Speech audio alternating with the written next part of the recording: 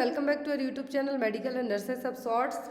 तो मेरे पास कमेंट्स आ रहे थे कि जितने भी नर्सिंग और गायनेक्स रिलेट करते हुए टॉपिक हैं आप प्लीज़ पढ़ाएं, स्पेशली व्हाट्सएप पे और जो हमारा सेकंड चैनल है उस पर भी। तो इसीलिए यहाँ पर तो आज का टॉपिक है क्लॉट्स इन पीरियड्स। तो जो मेंस्ट्रुएशन साइकिल होती है, पीरियड्स आते हैं, हर एक महिला में आते हैं, हर मंथ आते हैं। जो एडोलेसेंट एज जब आपकी स्टार्ट होती है, स्पेशली 12 ईयर के बाद से, तो यहाँ पर स्पेशली जब एक क्लॉट्स की बात हो रही है, थक्का जिसको हम हिंदी में कहें, तो पीरियड्स में क्या क्लॉट्स का आना नॉर्मल है कि एबनॉर्मलिटी है, कि आपको यदि क्लॉट्स आ रहे हैं तो आपको डॉक्टर के पास तुरंत जाना चाहिए या नहीं जाना चाहिए। तो बेसिक से डाउट हैं जो आपके इस वीडियो में क्लियर किए जाएंगे। आई होप आपको वीडियो अच्छा लगे तो लाइक ज़रूर कर देना और नए हैं तो चैनल को सब्सक्राइब कर देना। तो क्लॉट्स इन पीरियड का मतलब है, यहाँ पर ये जो एक इमेज दी हुई है इस तरीके से, किसी में ज़्यादा क्लॉट रहेंगे, किसी में कम रहेंगे, तो ये क्या नॉर्मल है या फिर कोई एबनॉर्मलिटी के कारण इस तरीके से क्लॉटिंग आपको देखने को मिल रही है, तो वो चीज़ें यहाँ पे हम डिस्कस करेंगे। तो यहाँ पर first thing, passing blood clots during menstruation can be normal. ये नॉर्मल हो सकता है यदि पीरियड्स में क्या आ रहे हैं, क्लॉट आ रहे हैं, तो ये नॉर्मल होगा। ये नॉर्मल हम क्यों कह रहे हैं कि नॉर्मल होगा? मान लीजिए जब भी आपको कोई घाव होता है, जब भी आपको कोई कट लगता है, तो ब्लीडिंग होते होते वहाँ पे स्टॉप हो जाता है और थक्का जम जाता है।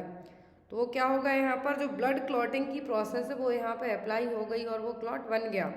सेम थिंग जब आपके पीरियड्स आते हैं तो जो यूट्रस है, यहाँ पर देखिए इस इमेज के थ्रू आप देखिए इजीली समझ में आएगा।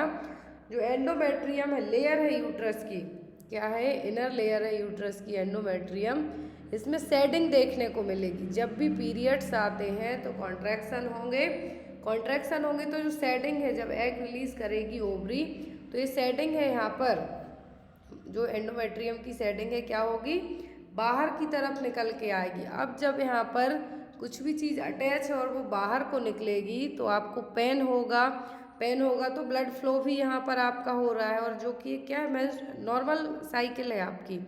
लेकिन जब यहाँ पर यदि यही ब्लड फ्लो ज़्यादा होने लगे तब ये क्या बन जाते हैं, थक्का बन जाते हैं। तो यहाँ पर भी ब्लड क्लॉटिंग की वही प्रोसेस काम करती है जो आपको कभी चोट लगने पर या फिर कहीं आपको कट लगा हो उस टाइम पे होगी। तो सेम प्रोसेस यहाँ पे भी आपकी काम करेगी।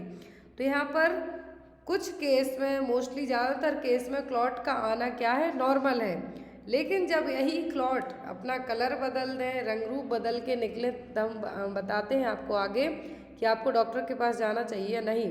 तो ये एंडोमेट्रियम है जो की लेयर है यूट्रस की, ये क्या हो रही है, बाहर की तरफ आएगी। शेडिंग का मतलब वो टीयर ऑफ होगी यहाँ से। तो यदि ये फ्लो है, जो अभी डिपेंड करता है ब्लड का फ्लो, हर एक वुमेन की मेंस्ट्रुअल साइकिल होती है, जो पीरियड्स आते हैं वो हर एक वुमेन के अलग अलग होते हैं। किसी के 5 दिन में 5 दिन तक रहते, किसी के 7 दिन तक रहते हैं। यदि एक एवरेज बात करें हम तो 5 दिन रहते हैं। 28 डेज में क्या होते हैं, रिपीट होते हैं। 28 दिन की मेंस्ट्रुअल साइकिल में क्या होते हैं, रिपीट होते हैं। 5 दिन फ्लो होता है। तो अब इन जो 5 दिनों में फ्लो होगा, तो इन 5 दिनों में जो फ्लो होगा, तो जो नॉर्मल ब्लड फ्लो हो रहा है, किसी किसी में ओनली ब्लड बस आएगा, किसी किसी में ब्लड के साथ ब्राउन टाइप से क्लॉट आएंगे, किसी में रेड क्लॉट आएंगे। तो ये सब क्या है, नॉर्मल है। लेकिन इनकी एबनॉर्मलिटी कब देखने को मिलेगी, कब है जो ब्लड क्लॉट का आना नॉर्मल है और कब नहीं है। तो यहाँ पर शेडिंग हो रही है तो ब्लड क्लॉट आ रहे हैं। ये ब्लड क्लॉट आ रहे हैं मतलब क्या है, तो ब्लड का फ्लो हो रहा है, जो ब्लड का फ्लो हो रहा है वो कैसे हो रहा है, क्लॉट के थ्रू हो रहा है। मतलब शेडिंग हुई है, अब क्या बन रहा है, क्लॉट बन रहा है, वो क्लॉट के फॉर्म में बाहर आ रहे हैं। तो कोई कोई यूरिन पास आउट करने जाएगा तो उस टाइम पे क्लॉट निकल जाएंगे और आपके पैड में ओनली जो ब्लड है वही बस आपको दिखाई देगा। तो हो सकता है आपको पता भी न चले कि आपको क्लॉट आए हैं या नहीं। सेकेंड थिंग है यहाँ पर, menstruation is one part of a women cycle. तो जो वुमेन्स की साइकिल होती है, तो मैंने जस्ट अभी बताया कि जो लाइनिंग है यूट्रस की, एंडोमेट्रियम, उसमें शेडिंग देखने को मिलेगी। शेडिंग का मतलब है टीयर ऑफ होना, बाहर की तरफ आना। तो जब यहाँ पर एंडोमेट्रियम क्या करती है, यहाँ पर यदि जो इम्प्लांटेशन होना होता है, यदि फर्टिलाइजेशन के बाद, तो यहाँ पर जो हार्मोन है, एस्ट्रोजन हार्मोन, इसका लेवल बढ़ेगा और जो प्रोजेस्टेरोन है एंडोमेट्रियम की वॉल को मोटा करने का काम करेगा। लेकिन जब यहाँ पर इम्प्लांटेशन नहीं होना होता है तो ये क्या करेगा, शेडिंग होगा और बाहर की तरफ आएगी एंडोमेट्रियम। तो यहाँ पर क्या होगा, क्लॉट के थ्रू आपका ब्लड बाहर आएगा। कॉज क्या होता है, या तो कुछ हार्मोनल कॉज हो सकते हैं, और यहाँ पर मेनली हार्मोनल कॉज ही होगा। प्रोस्टाग्लैंडिन हार्मोन हेल्प करेगा इसको करने में।